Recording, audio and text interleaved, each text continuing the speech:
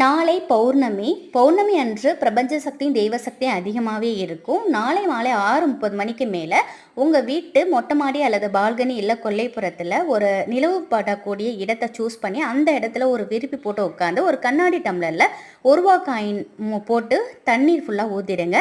அதில் பணவரவு அதிகரிக்கணும், பண வசியமாகணும், உங்களுக்கு இருக்கக்கூடிய அனைத்து வேண்டுதல்களையும் வச்சுட்டு ஓம் சந்திரமௌலீஸ்வராய நமகங்கிற அந்த மந்திரத்தை ஒரு 2 நிமிஷம் நீங்கள் சொல்லுங்கள். ஒரு 1 ஹவர் அல்லது 1.5 மணி நேரம் அந்த தண்ணீரை அப்படியே அந்த நில ஒளி படுற இடத்துல வச்சுருங்க.